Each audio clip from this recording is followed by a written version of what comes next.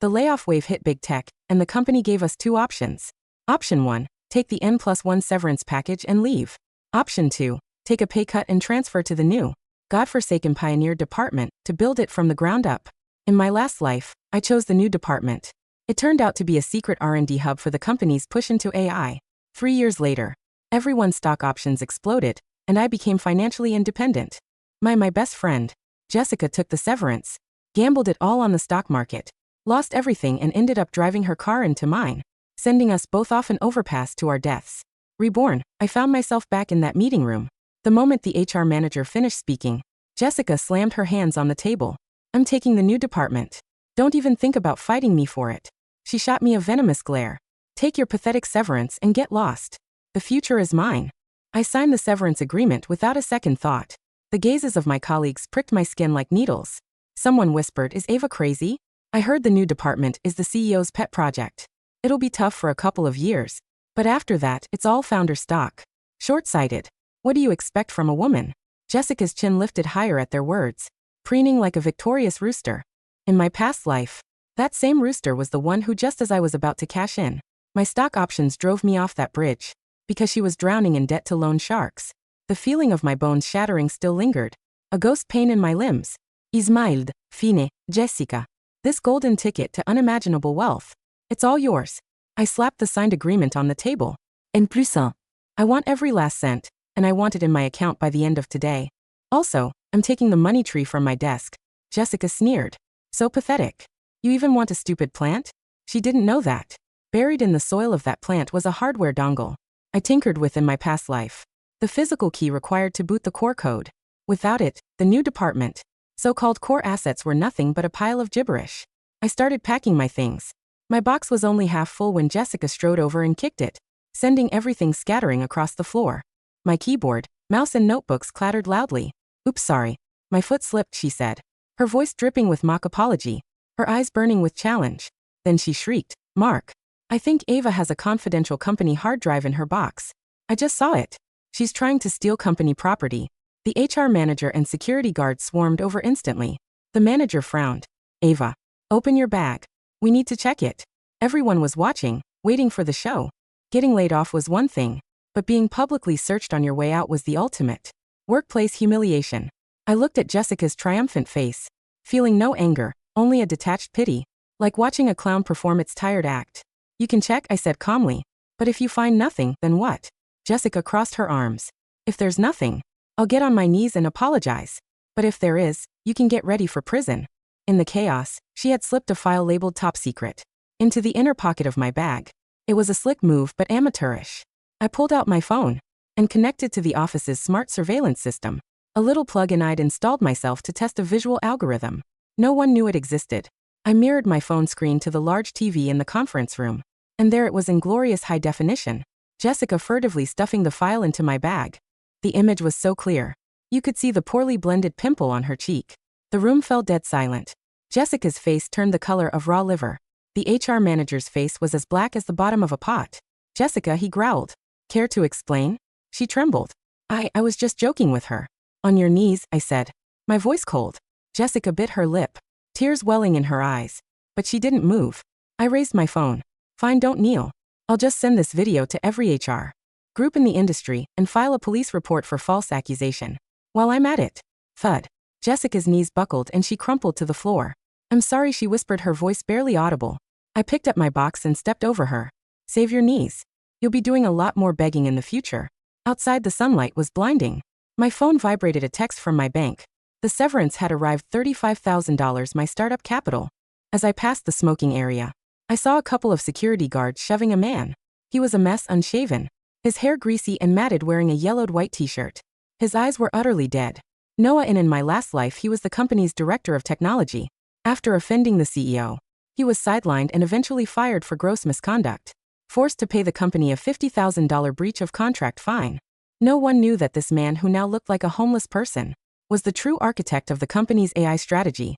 The core logic of the new department's project was all his work in my past life. He vanished after leaving, sinking into obscurity. The company, meanwhile, wrote the coattails of his unfinished code for 3 years lost. "Sell a kidney if you can't pay," a guard sneered. Noah stared at the ground, his fists clenched, white silent. I walked over and stood between them. I'll pay his fine, the guard stared. Ava, are you crazy? This guy's a total washout. Noah's head snapped up, a flicker of disbelief in his dead eyes. Took out my bank card. The money still warm in my account, and paid the $50,000. It was everything I had plus my SAB. I didn't even blink. After the paperwork was done, Noah stood on the sidewalk clutching the termination agreement. His voice hoarse. What do you want from me? I looked at him and pressed the bank card. Now with only a few $100s left into his hand. I don't want you and I don't want your money, Noah. I want your brain work with me. Upstairs behind a floor-to-ceiling window, Jessica was watching us through a pair of binoculars. I snapped a photo and posted it online with a caption. Trash belongs with trash. It's hilarious how some people find a piece of garbage and treat it like treasure. I put my phone away and smiled at Noah. Come on, let's go set the world on fire. I rented a shabby, 2-bedroom apartment that served as both our living quarters and our office. The living room was crammed with second-hand server racks, buzz of their cooling fans, a constant tireless hum. Noah sat on a sofa missing a leg staring at me. You're broke, he stated. Not as a question. After paying his fine and renting all this equipment, I didn't even have next month's rent sorted. I pulled a cup of instant noodles from my bag and tore off the lid. As long as the servers have power, I won't starve. What is the great Noah? Too good for this? He didn't answer. Just stared at the noodle cup. In my past life, I only knew he was a tech genius. I didn't know he was also the runaway scion of a powerful East Coast family. He'd cut ties with them because he refused to inherit the family business, choosing to pursue technology instead. This time, I was going to make this hidden dragon soar ahead of schedule. The new department's project is a trap, Noah said suddenly, his tone flat. I wrote the architecture, but I left a back door. Once the concurrent user volume exceeds 10 million, the entire system will crash.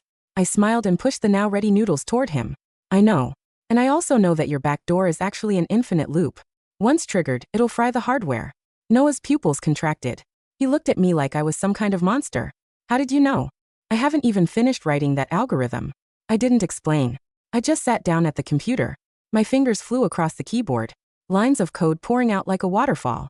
It was the same algorithm that had taken him 3 years to complete. In our last life, the core technology that would later have industry giants scrambling. 10 minutes later, I hit enter. A green success flashed on the screen. The fork dropped from Noah's hand, clattering on the floor. He rushed over, his eyes glued to the screen, his breathing heavy and ragged. That's the logical loop I've been trying to solve for 6 months. I pointed to the screen. I want to turn this project into a SaaS platform. I need it online within a month. Any problem with that?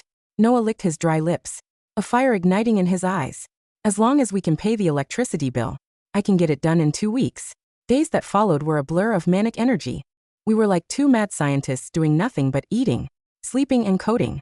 To save money, I sold all my old designer bags. Noah saw it all but said nothing. He just typed faster. In our old work group chat, Jessica was broadcasting her highlight reel daily. Another late night at the office. Coffee in the new department is amazing, the boss said. I'm the future of the company. So much pressure. LOL. Heard someone's been dumpster diving since they left. So sad. The posts were accompanied by pictures of her posing at her desk in a bright, spacious office. I knew that. The screen of her computer actually showed an order page for a freelancing website. She was hiring a ghostwriter because before I left, I completely wiped my old computer. She couldn't find a single useful document. One day, one of our graphics cards burned out. We had no choice but to replace it. Noah and I went to an electronics market and of course, we ran into them. We had just walked into a shop when we heard Jessica's shrill voice. I'll take this AO100 graphics card. The company is paying. Money is no object. He was clinging to the arm of a balding man. Her sycophantic boss, Mark, the one backing her in the new department. I glanced at the card. It was the best second-hand one in the store. Exactly what we needed. I saw that card first, I said, walking over. Jessica turned, and a mocking smile spread across her face when she saw me. Well, if it isn't Ava, what are you scavenging for? Parts now? She scanned my cheap t-shirt, then glanced at the scruffy Noah beside me.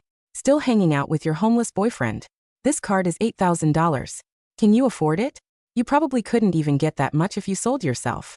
She deliberately lifted her high-heeled foot and pressed it down on the graphics card, grinding it against the floor. Oh, sorry. I got it dirty. But since I saw it first, even if I smash it, I wouldn't give it to a beggar. The balding man chuckled. Jessica, don't waste your time on these lowlives. Let's just have security throw them out. The other shop owners and customers were watching the spectacle. I clenched my fists about to snap. But the ever-silent Noah standing behind me suddenly moved. Noah moved. It was like a black flash of lightning. He shoved aside the security guard who was stepping forward, the force of it sending the 200-pound man stumbling backward.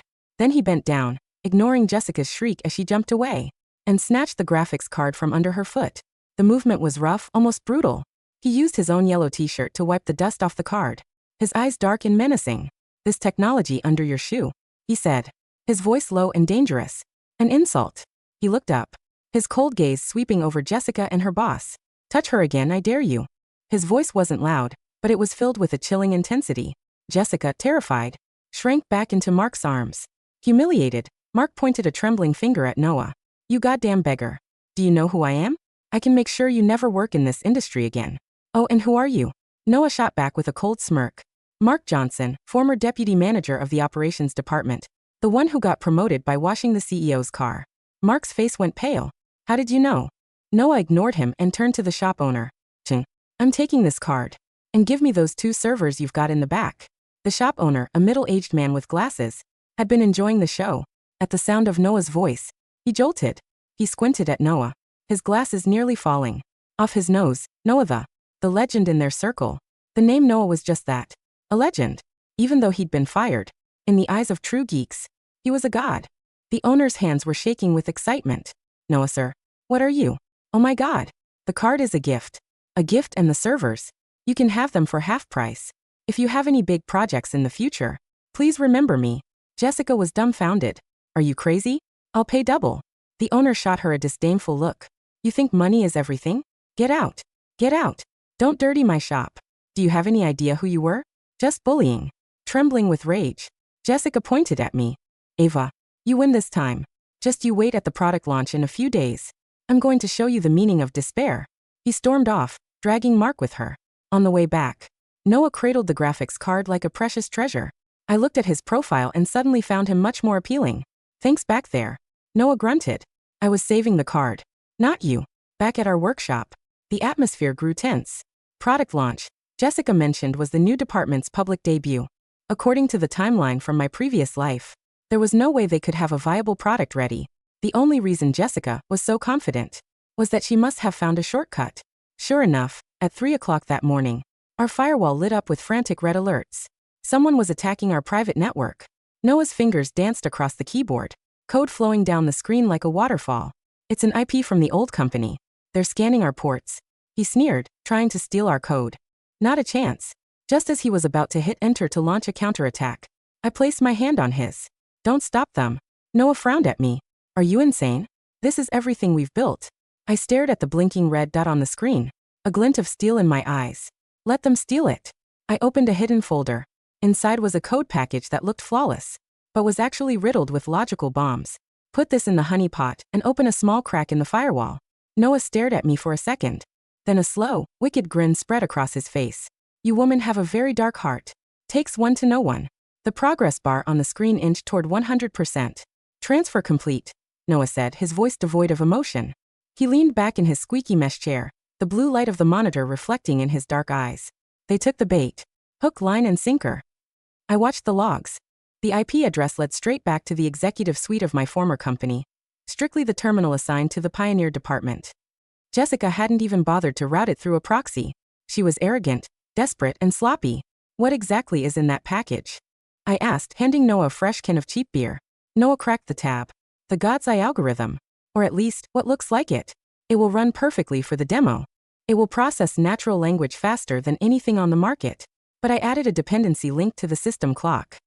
And exactly 45 minutes after boot up, roughly the time it takes for the CEO to finish his opening speech and start the live Q&A, the logic kernel will invert. Instead of predicting user needs, it will start aggressively hallucinating based on the user's hidden search history. Oh, and it will execute a command to overheat the GPUs until they physically melt. I smirked, a cold satisfaction settling in my chest. 45 minutes. That's just enough time for the stock price to spike. Precisely, Noah said. They'll act like gods for less than an hour. Then they burn. For the next 3 days, we went silent. We didn't leave the apartment. We watched the news. The tech world was buzzing. Global Corp to unveil revolutionary AI. The future is here. Jessica was everywhere. Interviews, magazine covers. She looked glamorous, airbrushed, and utterly confident. In one interview, she even threw a subtle jab. Some people didn't believe in the vision. They took the easy money and ran. I stayed because I believe in changing the world. I ate my instant noodles and waited. The product launch was held at the Moscone Center. It was a black tie affair, streamed globally to millions. I didn't have an invitation, but Noah did. Or rather, he forged digital credentials that got us past the perimeter security before the system even knew we were there. We stood in the back of the darkened auditorium. Noah had shaved. He wore a crisp black suit we'd rented. He looked less like a homeless man and more like a predator in waiting. I wore a sharp red dress, the color of war. On stage, the CEO, a man who loved the sound of his own voice, was wrapping up his intro. And now, the woman who made this possible, the director of the Pioneer Department, Jessica Vance. Thunderous applause. Jessica walked out, waving. She wore a shimmering silver gown. She looked at the teleprompter, her smile dazzling. Thank you. Today, we don't just launch a product. We launch a new era. She gestured to the massive screen behind her. Meet Ether. The demo began. It was flawless. The stolen code was working beautifully. The AI composed a symphony in seconds, solved complex equations, and translated ancient languages. The audience gasped. The live stock ticker in the corner of the screen turned green and shot upward. Global Corp stock was up 15%, 20%. I checked my watch. 30 minutes in. We should sell short now, Noah whispered. Not yet, I murmured, my eyes fixed on Jessica. Wait for the height. 40 minutes. The Q&A session began. Reporters were throwing softballs. Jessica, how did you overcome the hardware latency issues? Jessica tossed her hair. It was sheer dedication. My team and I worked nights for months. Innovation requires sacrifice. 44 minutes. Let's show you Ether's real-time interaction capabilities, Jessica said, her confidence swelling to bursting point. I invite our CEO back on stage to ask Ether about the future of the company. The CEO walked up, beaming. He typed into the console. What is Global Corp's greatest asset? The screen processed. The circle spun. 45 minutes. The spinning circle turned red. A loud, grinding noise began to emanate from the server banks displayed on the side screens. The fans were kicking into overdrive. Then, the text appeared on the massive IMAX-sized screen. Global Corp's greatest asset is the ability to steal intellectual property from terminated employees. The room went deadly silent. The CEO froze. Jessica's smile twitched. A glitch. Let me reset. She furiously typed. System reset. The AI responded. I'm sorry, Jessica. I can't do that. Would you like me to display your search history instead? Before she could yank the power cord, the screen flooded with data. Search query. How to fake code for demo. Search query. Noah Vancroft whereabouts. Search query. Can you be arrested for corporate espionage? Search query. Luxury bags resale value. The audience erupted. Flashbulbs went off like a strobe light panic. Then came the smell. The distinct, acrid scent of burning silicon. Smoke started billowing from the demo server rack on stage left. Pop pop hiss. The stolen graphics card, the one Noah had saved, and all the others connected to it were frying themselves in a glorious suicide pact. The fire suppression system triggered. White foam sprayed everywhere, drenching Jessica in her silver gown. She stood there, screaming at the engineers, slipping in the foam, looking like a drowned rat. The stock ticker on the screen, which had been frozen, suddenly updated. It plummeted. A vertical red line dropping straight to hell. Now, Noah said, tapping his phone. We buy. We used every cent of the money we made shorting the stock to buy the dip, but not Global Corp stock. We bought server space. I stepped out of the shadows, walking toward the press pit. Excuse me. I shouted over the chaos. I think I can explain what happened. The cameras turned to me. They recognized me. The girl from the Trash Belongs with Trash viral post. I'm Ava. And this, I gestured to Noah, is Noah, the actual architect of the code you just saw fail. A reporter shoved a mic in my face. Did you sabotage them? Sabotage. I laughed. They stole a prototype from my personal drive. They didn't know it was an unfinished stress test designed to fail under load. If they had actually built it themselves, they would have known. Noah stepped forward, his voice projecting clearly. Global Corp tried to sell you a stolen car with no engine. But we built a rocket ship. He pulled out his phone and cast it to the still functioning side screens of the auditorium, overriding the venue's signal. Introducing Origin. Our interface popped up. Clean. Fast. Stable. While their servers are melting, Noah said. Ours are processing the entire genetic sequence of the human genome. Right now. Live. The screen scrolled data at blinding speed. We are open for business, I said to the stunned room of investors. And unlike them, Our code is ours. By the next morning, Global Corp stock had lost 60% of its value. The board of directors fired the CEO before lunch. Mark, the sycophantic manager, was escorted out of the building by security, carrying a cardboard box. Jessica was suspended pending an internal investigation. But our victory wasn't just in their failure. It was in our success. Investors who had lost millions on Global Corp were desperate to recoup their losses. They saw Origin as the lifeboat. By the end of the week, Noah and I had secured $50 million in seed funding. We moved out of the apartment and into a top-floor office in the financial district. But I knew Jessica. I knew the look in her eyes from my past life. She wasn't done. She was a cornered animal. 3 months later, I was working late. The office was empty, save for the cleaning crew. I received a notification on my phone. Security alert. Parking garage level B2. I checked the camera feed. My car. Someone was crouching by the wheel well. It was Jessica. She was wearing a hoodie, her hair messy, looking frantic. She was doing something to my brakes. I didn't call the police. Not yet. I called Noah. Bring the car around. The other one. I took the elevator down, not to the garage, but to the lobby. I waited by the glass doors. 10 minutes later, Jessica came up the stairs from the garage, wiping grease onto her jeans. She looked manic, muttering to herself. When she saw me standing there, flanked by 2 large security guards I had hired weeks ago, she froze. Ava, she breathed. Her eyes darted around. The brake line, Jessica? I asked softly. Really? That's so analog. You ruined me, she screamed, her voice cracking.